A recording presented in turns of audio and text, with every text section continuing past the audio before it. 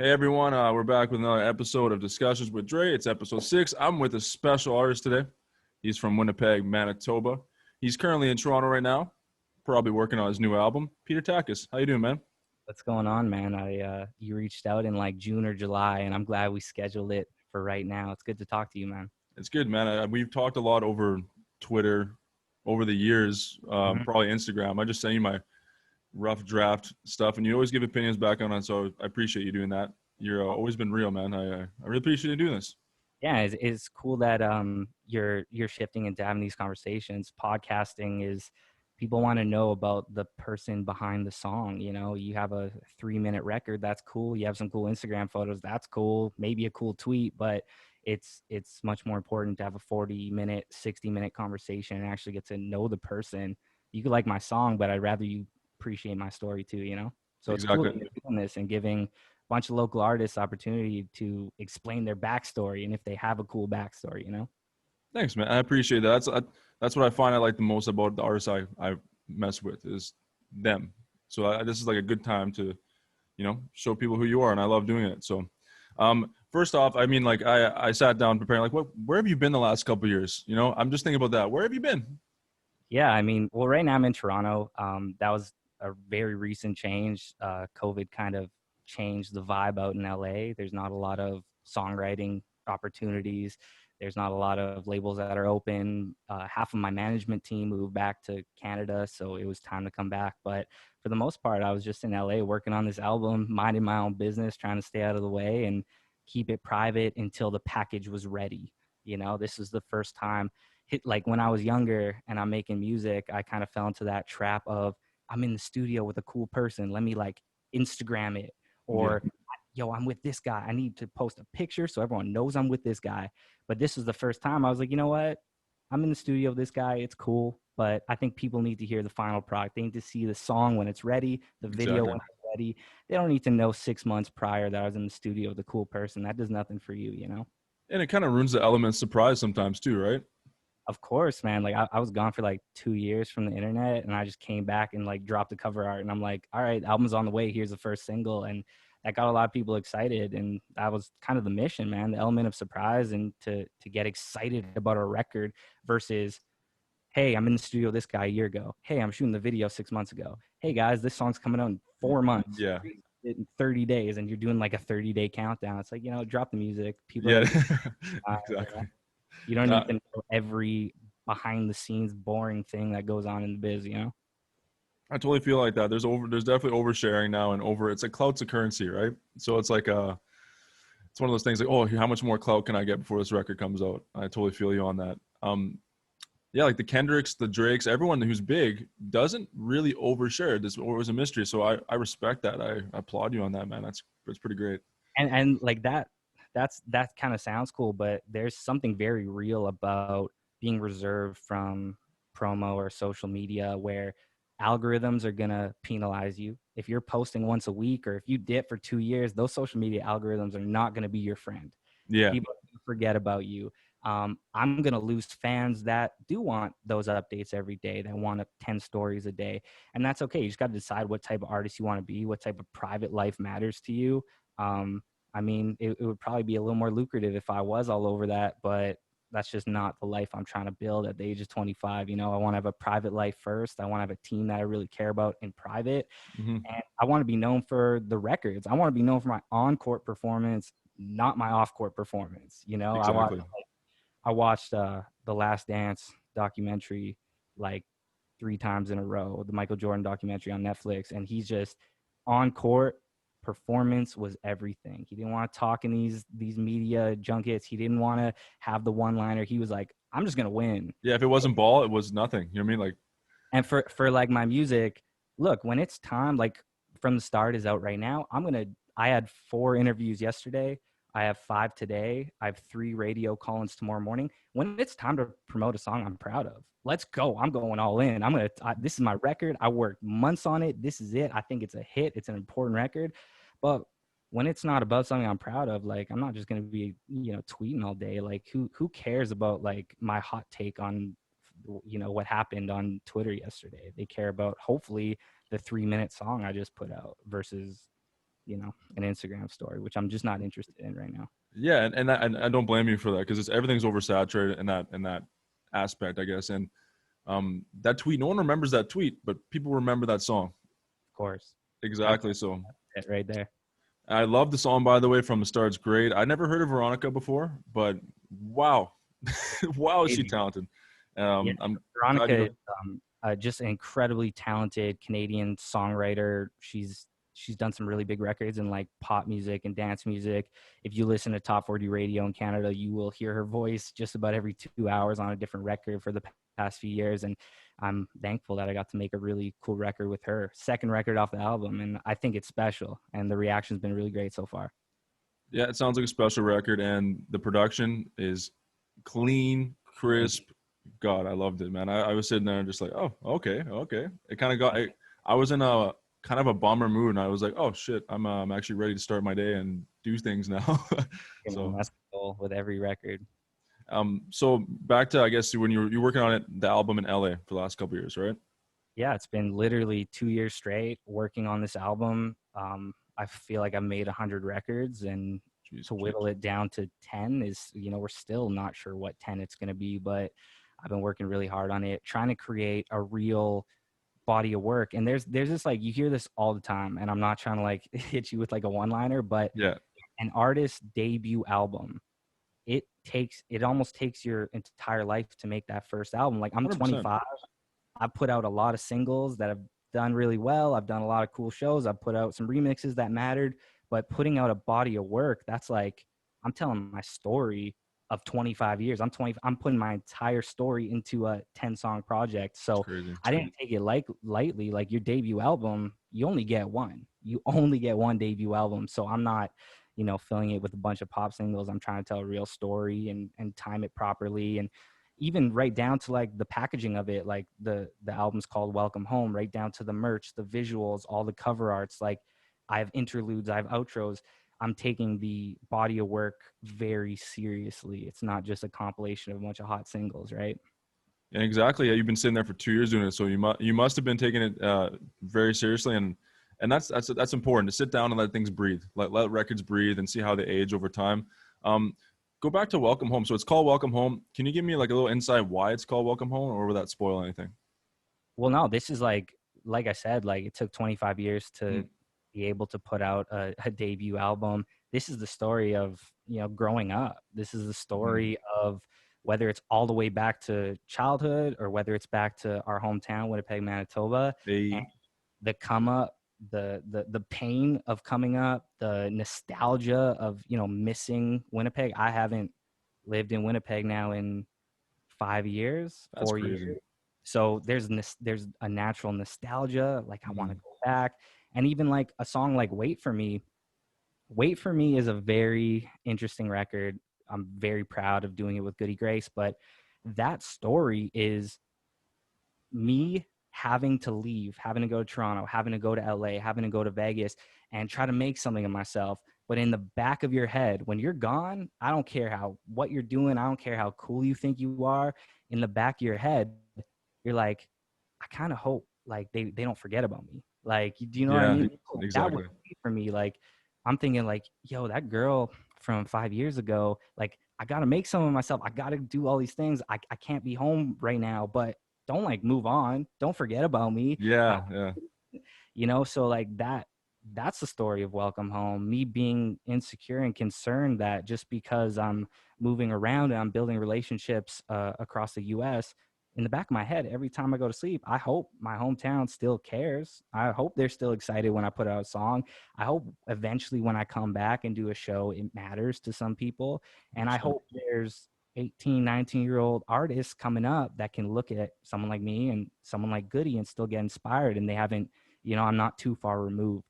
So yes, it's a story of growing up. It's a story of where I'm at right now. It took 25 years to get here, and I'm trying to recap it.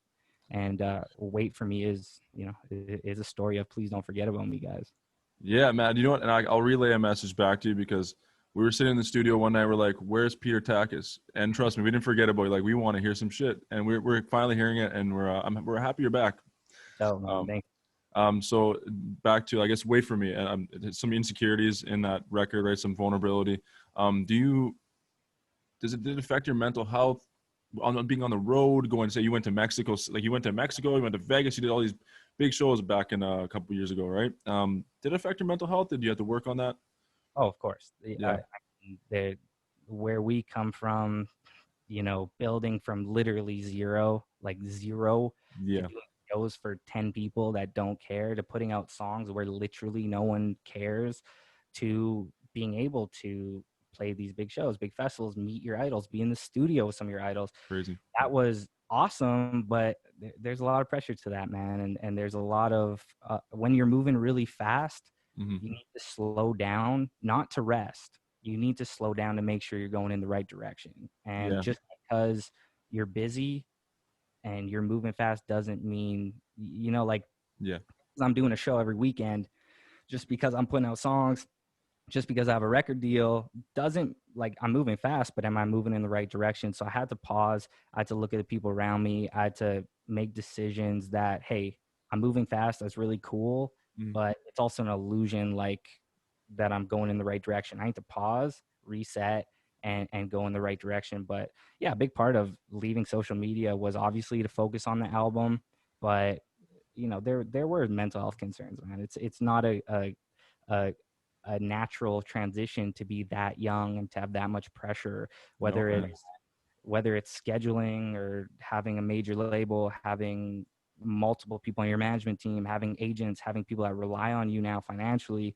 There was a ton of pressure, and I felt like I was a little too young to handle that properly, and I had to pause, and now I think I'm very much ready for it. Yeah, man. Learning that, like, you have to. It's like it's not even an option, especially when in the position you're in. It's not even an option to sit back and try and figure out. You have to figure it out, and you got to learn from it right away. Because I'm 24. I'm a year younger than you. Like, I couldn't imagine all dealing with the labels, the managers, the people, and you're doing it well. You're doing well, man. So Try it one step at a time, man. It's one step at a time, and obviously, like, being super transparent. Like, I'm here to talk to our hometown, our city, the people that care, the people that are interested. And I was very well prepared for this new run. I took a break and I said, you know what? I'm ready for it. I'm ready for the attention on social media. I'm ready for the critiques, the love, the hate, whatever it's going to be. And then, first single comes out and there was like kind of a media frenzy around that record, right? So yeah, you can tell yourself all you want that you're prepared, and I'm 25 now. I'm mature. I could handle anything. And then guess what? Some gets thrown your way and you're still learning how to adjust, still learning how to manage these things. So, I would never say that I have it figured out. Every single day I'm trying to figure it out just a bit more. 100%. When that we'll talk about it, I guess. With the record that came out, the Tory situation happened. Unfortunately, did that, like, when that happened, the same night that your record came out, did that kind of hit you in a weird place? Did that kind of mess with you, or did it motivate you? What happened there? Yeah, I mean, you can prepare. You can think you've prepared for everything. I remember my dad gave me some advice when I was younger. He used to say, "Never count your chickens until they hatch." Yeah. And to say, and there was a lot of things that were planned, and then other things came up, and it was out of my control. And obviously, it was disappointing, and it was very confusing. And it's when you put out a song that you're super proud of and you made it a year and a half ago, and all of a sudden TMZ's asking for quotes, it kind of takes away from this art that you made, and the whole narrative shifts. But the one thing I've been saying, very honestly, I'm proud of one thing with Wait For Me. Obviously it's hit charts globally, obviously it's streamed very well, and I'm grateful. But the number one thing I'm proud of is I did it with my friend of 10 years. I did it with a fellow Manitoban, Goody Grace, and 100%. opens on a record with a Grammy nominated artist. And the fact that it's still hit and people loved it and millions of people have streamed it, that's what I'm proud of. I'm proud of me and Goody Grace linking up after 10 years like it was nothing and making an important record. So that's what I'm proud 100%. of. As you should, man. It charted well.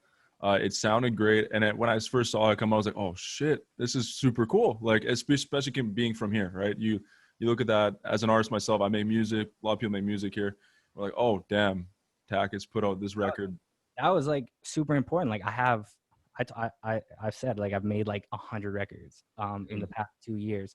The first record out, I believe I have stronger records. I believe I have bigger features than Tori. I do have bigger features than Tori on this album. Yeah. But I put out that record first because I said my album's called Welcome Home. It's about my hometown. Guess what? I'm going to do it with Goody Grace. I'm going to do it with a fellow Manitoban, 2 Manitobans linking up.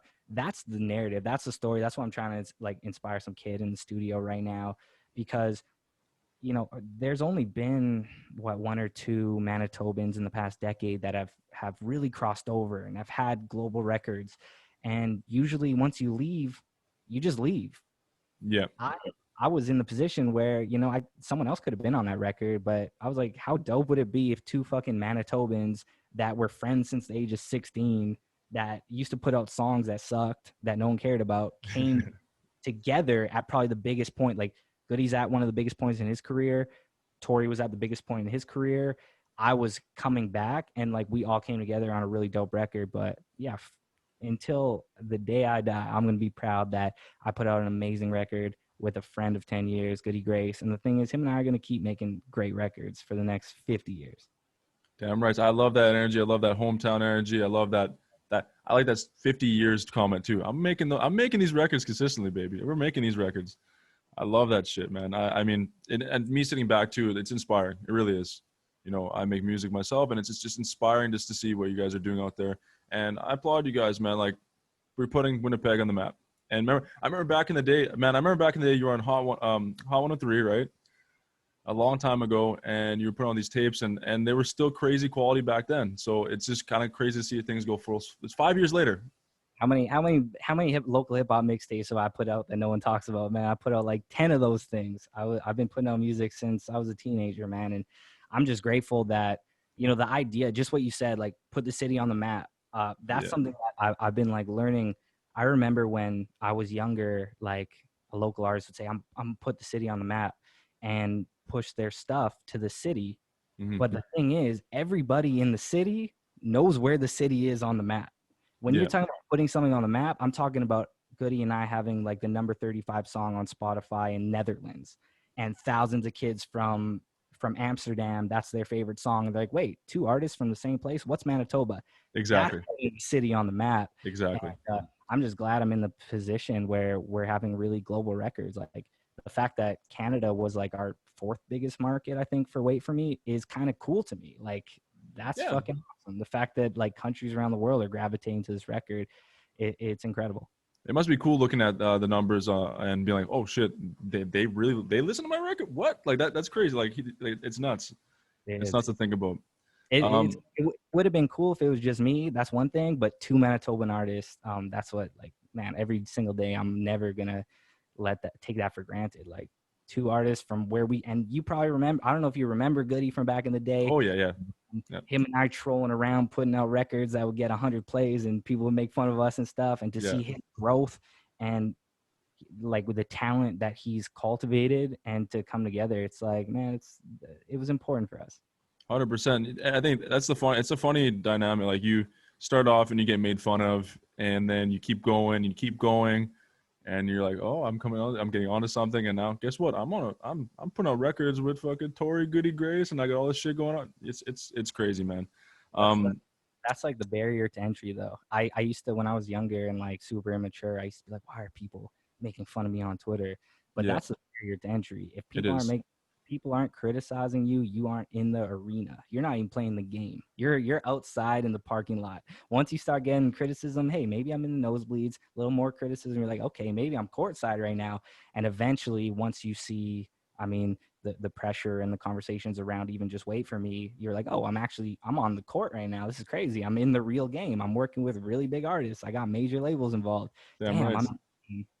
So yeah, the criticism has to happen, man. 100%. I had a meme account made of me when I was younger. I was pretty fucking pumped about it, to be honest. I'm like, damn, this is good. This is good shit. I hope it's good or bad. So COVID happened, right? I mean, you probably miss performing. You probably miss performing a lot, like a lot of people do right now. But it did affect your studio sessions, how you operate, just how you moved on a day-to-day basis. Maybe go into detail on that. Yeah, I mean, of course. One thing that look, I'm glad that, you know, I'm doing all these media runs right now. We're doing them all on Zoom, and it's cool. Like I think it's amazing that you and I get to have these conversations. But if we were in person, the vibe would just be so much different. Oh, the vibe would be great, man. I would love Vibe that. would be so much different. And even when I look at my studio sessions for the album, even like all the features, like I'll fly out to get in the studio with you. For me, I need to tell you the story. I need to tell you the concept of the album. I need to play you 4 or 5 other records on the album so you know where I'm going before we even start our session. We need to have a almost like a venting therapy session before we write any music. In 100%. person is just how I've made my best records. And when we're on FaceTime, I mean, we can make it work. Worse, if we're on email, it gets a little finicky. Yeah. I think creatively it's been a huge struggle. Thankfully, the majority of my songs kind of came before this. 100%. Yeah. Like there's even just having a conversation, like even in life in general, you even can FaceTime your friends right now, and it's kind of a weird vibe. It's not the same shit, but if you're kicking it, having a drink or a coffee, it's like, it's a different feeling. It's weird not seeing people, you know, right? Like you Yeah. probably can't see a lot of people right now. Is there, I mean, certain, I also like get really, I never want to, you know, complain because I feel like I'm in a really yeah. awesome position where I'm not financially hurting. I get to kind of do my own thing on my own terms. I make it work. So I don't really, I really don't want to complain about it because some people are like seriously like eviction, incredible stress. The two things that I worry about, I don't worry about anything personally regarding COVID, but when I look at, like, I have one grandparent Yeah. that's alive right now. And I before this pandemic, I thought about my grandma every day, how Me she was too. getting older and she was looking older every time I call.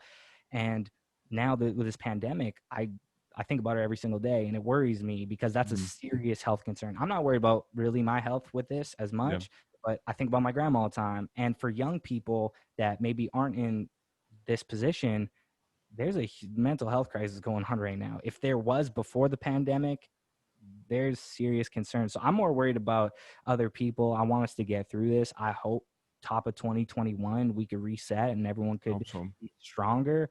But this has been just a bizarre year. And I'll tell you something, like, this is the first time I ever said this. Wait for Me is supposed to come out mid-March, Yeah.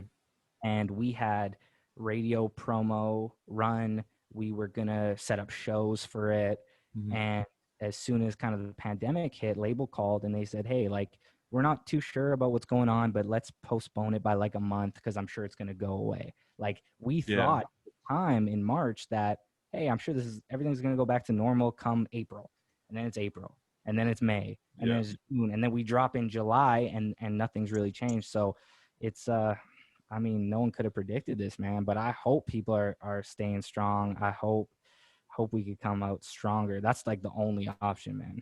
It's a reality check. It really is. Like that you can't control anything, and you gotta hold the people you love, like your grandma. You said everything. Like the same shit happened with me, man. As soon as that happened, like, you know, like you don't forget about people you love, right? But as soon as this happens, you're like, oh fuck. Like my grandparents. Like you gotta call them. You gotta check up. You gotta check on this person. And you gotta make sure everyone's okay. And you gotta be a real good like a member of the family. You gotta be a good friend. You gotta really, and you gotta take care of yourself too. It's a weird thing because you got to take care of everyone around you, and you got to really work on your mental health, because if you're stuck inside the whole, you're alone. This also, it's a reminder that, like, Yeah. we're all human and everyone passes away at some time, and the people that you care about, you better check in with them. And that's like another thing. Like, the reason I'm not necessarily all over social media anymore, and I took 2 years away from that. Yeah. You know, I didn't sit in like a basement for 2 years and just did nothing. No, I Oh, was no. like, I was whether I was working or I was like really caring about like my private life, like making sure that I am close with my family, making sure that I have real friends around me, making sure that I have a great team around me, like caring about your private life and building a real foundation that matters is important. And this all reminded us of that, you know. Mhm. Just, yeah, just even thinking about, like, I talked about my grandparents. I remember just seeing like my parents. I haven't seen them in a while. I'll FaceTime them. I'm like, my parents are like looking a little older. That's And weird. Yeah. that's a reminder that we need that kind of reminder, because we get so selfish, so ego driven, where it's like, Mhm. it's about me, my singles dropping, what's going on. But then it's like, hey, like my dad's got very gray hair right now. Maybe I should check in on him. This Yeah. pandemic, the real thing. Like, I wonder how my grandma's doing, because she can't have visitors right now. How's she holding up? Yeah. So I guess I could appreciate, if I'm looking for a positive in all this, that it takes me out of myself and all of my selfish, like ego driven needs, and try to look at the people I care about, make sure they're okay. Mhm. And maybe that's like the one benefit maybe that we could get out of this. 100%. Just working on, like I said, like, yeah, being better for your family and everything, and just not putting yourself first. I mean, yeah, no, it's weird looking at your parents, like, because you're 25. Yeah. And I don't know how old your parents are, but it's weird looking at your brother. Do you have any brothers or siblings, or I have an older sister. isn't it? It's weird to see them grow up too. Like, it's I literally, the last time I was in Winnipeg, I flew down for my sister's wedding. That was like the last time. And that's another thing. Like, one of the main reasons I kind of dipped for 2 years. Like, I had to say yes to every show. When you're an upcoming artist, like, aside from like the big Vegas gigs and the big festivals, you yeah, say yes to everything. You say yes to every opportunity. And if you say no to opportunities, you're going to be in trouble. So I was saying yes to everything. yeah, I don't care if it was a random show in Arizona that 200 people are going to, like, I'll fly down. Boom. I don't care if we're doing a show in Texas where I have 3 connecting flights. I'm not going to sleep. You say yes to every opportunity you can. And I was like going so fast saying yes to everything. And then I look back, I'm like, I haven't seen my dog in 3 years. Like, that's crazy. I haven't, like, so you look back, and It's exhausting.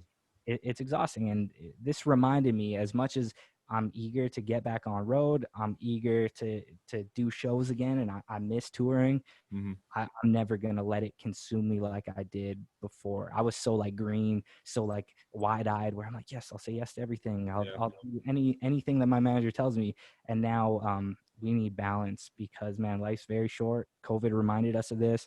A big thing, personally, aside from COVID smacking me in the face with the shortness of life, I was flying from Toronto to LA the day that Kobe passed.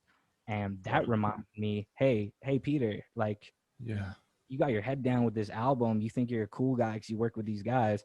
Life is short. I don't care how cool you think you are. You're looking at your grandparents, your parents. Guess what? Kobe was in great health.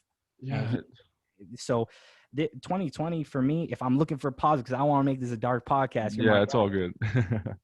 if the positive you and I could take away from it Yeah, is, you know what, there's a shortness of life. We need to kind 100%. of step out of ourselves. The music's cool, the lifestyle being able to create is dope, but life is short, and the real relationships in my life are going to matter far more than, even this album that I've been obsessed with. Yeah, 100. You know what, man? And you're saying, like, yeah, I don't want this to be a dark podcast, but you know what? Like, it's these conversations we're having are important, because it's a very huge theme in your album. Is just welcome home. You know, it's kind of, it seems like you've been doing a lot of soul searching, digging deeper, and it's man, it's important. I'm glad you did that, because at the age we're at, it's kind of funny. At the age we're at, a lot of people don't do it till later in life. Sometimes people like go till 35, 40, and they're like, oh shit, I need to. So it's important this early in life that you're thinking about these things, and the whole point of your album is the roots, right? And you're 25 years old, and you didn't forget it. So it's important. It's a good thing. It's a good sign, and that's a huge positive. The record, from the start, that just came out, the first line that we have written was, we got to learn how to love ourselves before we can love each other. Yeah, And that was literally the first bar on the song, first thing that was written in that session. I'm like, okay, we have a song. yeah, And historically, you turn on the radio, you hear a song about a standard breakup where you blame the person, yeah, or the standard rap song where it's like, I'm killing it, I got haters, I got a nice car. But when I heard that, I was like, damn, we're going to write a song that takes responsibility for a relationship that ended. And that was like very like soul searching for me, because the 21-year-old Peter Takis would blame everything my ex did. My ex did this, yeah, my ex did this, my ex did this. But the 25-year-old that's writing this project said, wait, maybe I was to blame for that relationship. Maybe she was fine. Maybe I ruined that relationship. Maybe our relationship wasn't right from the start. Maybe we were never compatible from the start. So like this is a very like introspective and kind of serious. You know, I mean, it's a pop album, but I try to really be a good storyteller on it, and I'm definitely been thinking about a lot as I get. You know, I'm not exaggerating when I say I have 100 demos and the album's gonna be 10 songs. I'm really thinking of like, I'm not gonna throw out a song that's about nothing, and like the one thing that a lot of like artists send me demos, and a lot, like every day I get like 5 SoundCloud links, and when there's like nobody wants to hear a song about people hating on you. No one is gonna relate to you about a song where you're super like flexing, but people need to hear a story. You need to have a story to tell. I hear a lot of artists that send me links, or even like local artists where production's there, the production's there, their industry quality, the mix and the master, industry quality, even the voice tone, industry quality. I'm with you. The melodies, they're great. But when there's no story to tell, it's just not going to connect with people. Do you know what I mean? Yeah, there's no relatability on the other side as a listener. You need to have life experience. You need to have pain. You need to have a breakup. You need to have people saying crazy things about you to write a song like Wait For Me. You need to have heartbreak where you miss someone from your hometown and you write a song about it. But that's kind of the thing that I've realized also over the past few years is a lot of people can make good songs that sound really good, but not a lot of people could tell a fucking story that hits you, you know? That's the thing, and that's what keeps you there as a fan, as a listener, and to know the person you listen to is a real person. Like he or she is someone like, oh, this person goes to real life. He's not on a pedestal above you. He's not looking down on you. He's not, you know what I mean? It's an important thing to tell. It's a really important thing to tell. Man, great interview so far. I'm glad I'm talking to you, man. I'm just listening. I'm just taking it all in, honestly. So, I mean, we've gone through pretty much everything here, but I'm going to go, I do a thing called the quick 6. I'm going to ask you random ass questions and just answer them as long as you want, take as long as you want. What's your favorite artist right now? I'd say like my favorite rapper is Lil Keed. He's an artist from Atlanta. He's Young Thug's artist, amazing artist, super vibe, super fresh energy. And I'm like, I know this is gonna sound biased and people are gonna hate, but Goody's like my favorite songwriter right now. When I hear his records, like literally, if you go to my Spotify, he's one of the top artists I listen to. I'm just incredibly blown away with his ability to tell stories. But Lil Keed's like hard. If you haven't listened to Lil Keed, I listened to a little bit, and I'll get into him. I've been who have I on? I've been on Little Baby lately, but like he just Lil makes Baby's it hard. Little Baby's hard, but like it's just like something I just like to turn up to. That's the only thing I think of. Yeah, Little Baby. That's it. Little Baby and Wayne. Man, Wayne is the only person I could listen to for 20 years straight. I go back to Kanye a lot. I go back to Kanye still? Yeah, I still go back to Kanye all the time. Did you like his new shit? Like his newer stuff? Yeah, I mean, the thing is, like, you can say that it's not My Beautiful Dark Twisted Fantasy, of course. You could say it's Waits, but anything Kanye puts out, it's like it's still the best of the best, whether it's production, whether it's his like one-liners, and now he's trying to tell stories. Like there's a songwriter on a lot of the Jesus is King named Ant Clemens. Which he's great. I'm a really big fan of Ant Clemens. And I've been listening to a lot of his stuff recently, but I mean, Kanye is Kanye, man. I mean, aside from obviously the stuff that goes on outside of musically, there's no denial that My Beautiful Dark Twisted Fantasy is one of the most incredible albums ever. 808s and Heartbreaks changed music. I'm also a huge fan of like Big Sean. Big Sean's last album is crazy. I think all of it's crazy, but yeah. So, man, that Cypher was stupid, man. It's so good. I love that, like the Nipsey record. I thought was incredible. The reception's been awesome. He's like, to me, he's like mature rap. Like he didn't buy into like doing the young stuff. It's like I'll listen to Lil Keed, I'll listen to these young dudes like Nestle, young bands, all these like young guys, and it's cool. Like it's a vibe when I'm in that mood. Sometimes I gotta put on the Kendrick. Sometimes I gotta put on Dark Fantasy. Sometimes I gotta put on the new Big Sean. It just depends on the energy, man. That's like the one thing, like we're music lovers. We're like real music lovers where a real music lover will never be like, that album's trash, that album's trash. It's like, no, all their albums fit a purpose. Like they do. All of them fit a purpose. Once you're Kendrick, once you're Kanye, they're all great. It's just what vibe are you on that day? And like real music lovers are never gonna call Legends albums trash, you know? Yeah, exactly. I mean, there's no. I mean, I like to troll and like goof around and I say stupid shit to my friends. Like that was garbage. That was trash. Bro, what the fuck? You know what I mean? But yeah, you're right. Like they all serve a purpose because they're geniuses. It's an Depends on art what piece. vibe you're on, you know? Depends. You're right about Sean though. Like Sean did Ass. That was his first record. Like Ass.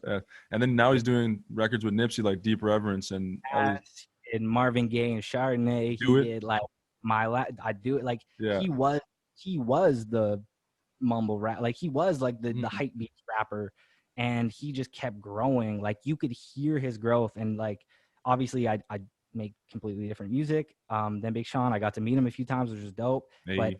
his like spiritual growth, his maturity, you could hear in the music, is what I like aspire to do. Like I just want to be like a mature artist that's comfortable in my own skin. I don't gotta flex on the songs. I gotta tell stories. I'm gonna be very open and honest.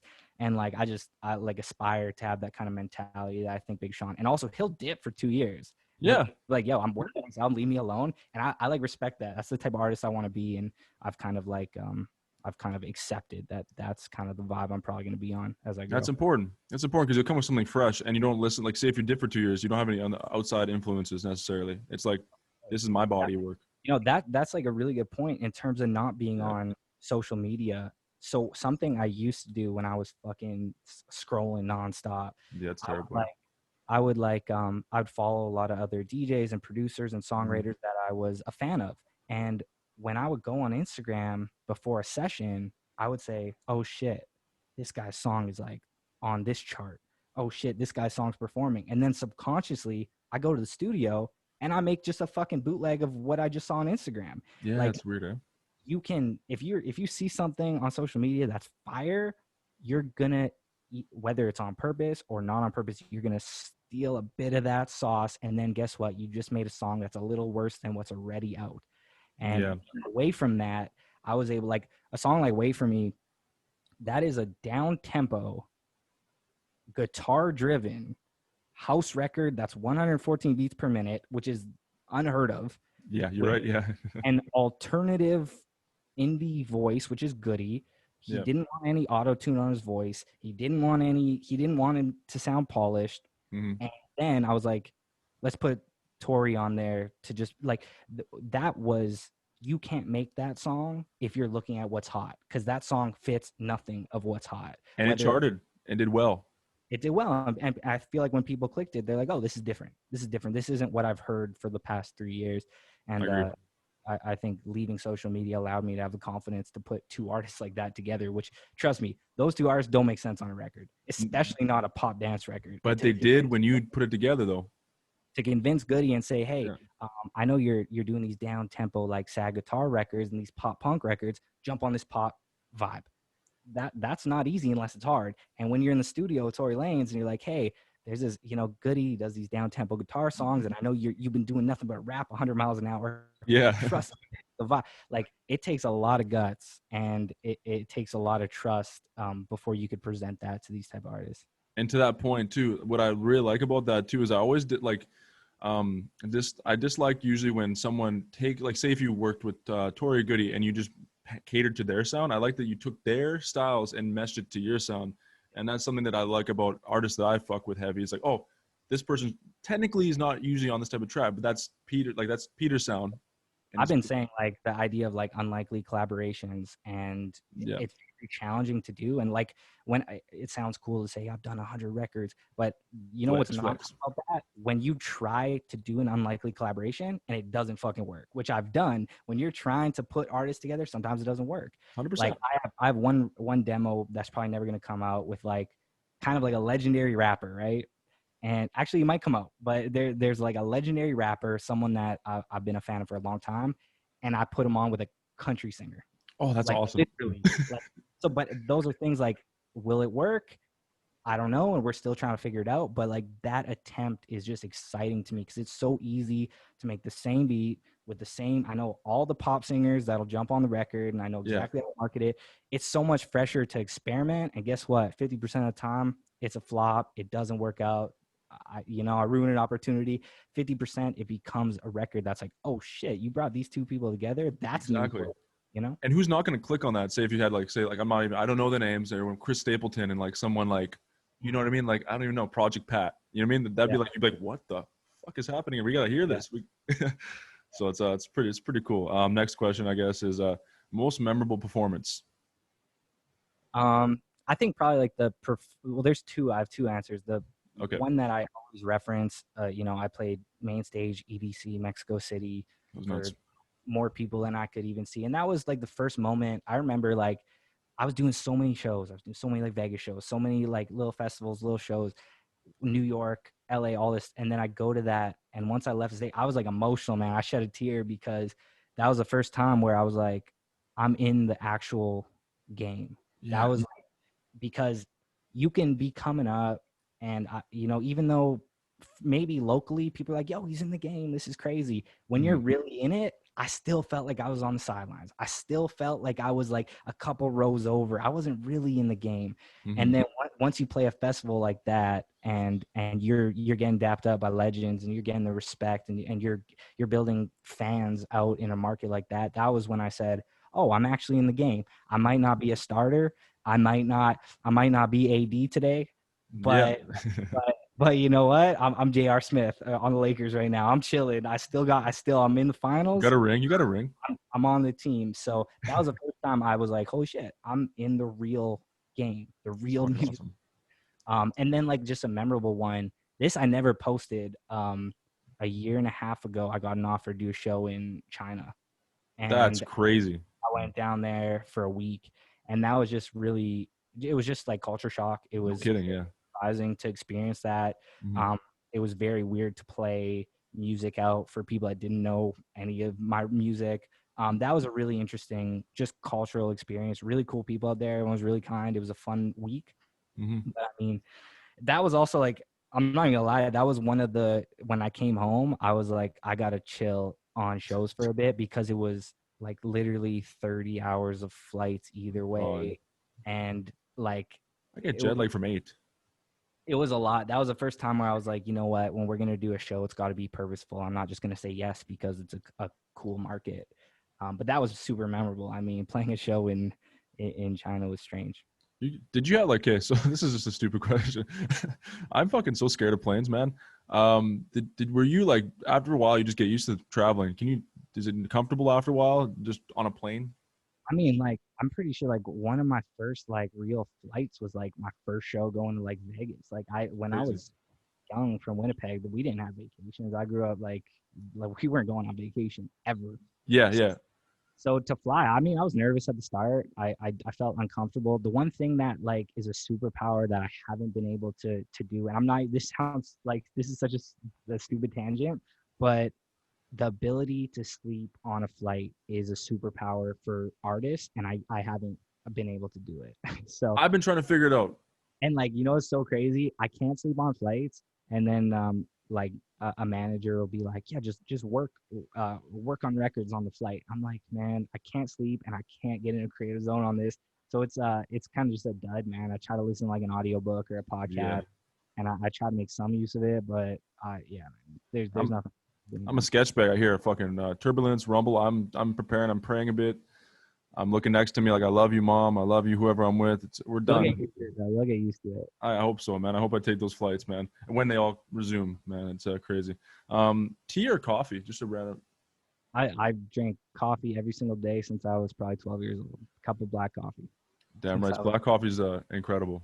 That's it, man. It hits you faster. Like, it's like alcohol when you put the cream in. Ready it actually. Pardon me? I'm just ready to go. Every morning, wake up, just turn on the coffee maker. It's like, it's just routine at this point. But I've been drinking black coffees literally since I was like 12 years old. It's crazy that my parents like thought that was okay when I was like in grade 8, grade 9. I'm just like turning on the coffee machine, but it's a part of my routine, part of my day. That's about all the turning up I do right now. Yeah, my parents were like that when I was like, I think 13, 14. And I was like, I'm tired, Mom. Like, okay, just have some of this. I started drinking coffee then too, man. And you don't turn up any. You're saying that's all the turning up you do is coffee now? Yeah, man. I've in the past like 3 years, I think I've like maybe drank like 3 times, and that was only because like we had a team celebration where Yeah. like something would happen, like we sign a new deal and everyone's excited, everyone worked their ass off, and I get on FaceTime and like, let's do it. Or like a major artist clears a record for the album where like, fuck, this took 6 months, let's have some champagne or whatever. But for the most part, man, I'm just kind of that's just not where I'm at exactly right now. And I think Congrats. in terms of making the album, it's just like I don't want to have any unforced errors. You know, some of these studio sessions with some of the artists, I've been like blessed. Like I worked my whole life to be invited to some of these sessions. I never want to be out of character. I never want to say something I wish I didn't. Like if I was at Exactly. the point where, of course, I'm in the studio with these guys. If I was at that point, maybe, you know, let's have some red wine. I love it. But when Yeah. I worked my entire life and dreamt of being able to shake these people's hands, I want no unforced errors. You can be Like if sharp. Yeah. I gotta make an error because it was forced, let's go. But I'm not gonna have an unforced error because I'm feeling anxious or nervous for some of those sessions. 100%. I respect that. Like I started when I started, I was the nerves. The nerves was the thing. So I started drinking before shows or like studio sessions because of the nerves, right? I mean, I used to justify it like when I first started touring when I was like 21, 22. I used to Yeah. be like, I'm on this big stage. I don't deserve to be on this big stage. I'm drinking some Hennessy. Give me my vodka and I'll Yeah. do my show. But when you have a show every 3 days, You it's not can't the, do it. it's not the, Exactly. Yeah. I think over time I've stopped like that when I perform and like not perform or like create art too. It's like like the next morning at 6 a.m. yeah. or you have media before. It's like it was never logistically gonna work. I have nothing against it, man. I Either. love red wine, and Red wine's the best, man. I've nothing against it. And when the time is right, sure, I'll sip some red wine. But where I'm at right now, it's like I just, you know, my coffee's all I need right now. Damn right. Yeah. Red wine's some boss shit, by the way. I love red wine. That's the only way to go. City or country life? I mean, I've only lived in like a city my whole life. I feel like, yeah, it's definitely city, definitely city. Yeah, 100%. I figured when I asked, I was like, he's definitely gonna say city. If I could like, if I'm at the point where I could like build like a dope studio in the country and artists can come to that spot, if I could like make an album Wyoming. exactly, Yeah. that'd be like fresh. That'd be like some crazy shit. Yeah. But I'm at the point where if the artist says they're gonna work with me, I gotta fly down. I gotta meet them. True. True. I can't be in the country. You know, I gotta be available. Well, maybe when you get to that point, you know what I mean. You're at that level. You know what I mean. Like you're like, hey, come fly to this place in the middle of nowhere. Wyoming's boss. That's some crazy shit. Come fly to Wyoming. Should I build a compound in Selkirk to work on my next album? And let's just rock it, man. That'd be crazy. Selkirk compound. It'd be fucking famous. Are you okay? I think I know this answer too. Are you introverted or a social person? I'm definitely introverted. I'm definitely like introverted. I'm super private, kind of about everything. I have to get forced to like post stuff online nowadays. I think when I was younger, because I was so eager to like Yeah. wanted people to like hear my songs and be like, I'm here. I was a lot more willing to push it. But I'm like a private person, man. I just like to be by myself. No one needs to know my business. I hope they like my songs and feel like they know me through the songs or through these conversations. But you're never gonna know me through Twitter, you know? Yeah, exactly. It starts that way. I think a lot of artists start that way too. It's like, oh, I'm eager and I'm ready to go. Like I need to talk and connect. I need to build relationships and da da da. And if someone talks to me, I got to be like, hey, you know, thumbs up, smile, you know. And You watch Gary Vee once, and next thing you know, you're just like, yo, let's go 100 miles let's an go, hour, reply to everybody. let's go to And garage sales. Let's go to garage sales. you can't reply to everyone, man. It's not an option. It's hard, man. It really is. I agree with you. Night or day? Um, I'd say for like studio sessions, night is where creativity kind of comes out. But 100%. and when they're like for COVID, when there's been no sessions, I go to bed early, wake up early. But in terms of every great session I've ever had, it's been like after midnight. Every great song kind of has come from after midnight. So maybe that should tell me something. I wonder why. I wonder if there's a science to that. If your brain just slowly stops giving a fuck after 12 or something. I don't know. I think there's definitely the artists I've worked with, they're so used to doing shows at that hour. So maybe they have a little bit more of like a flow of creativity.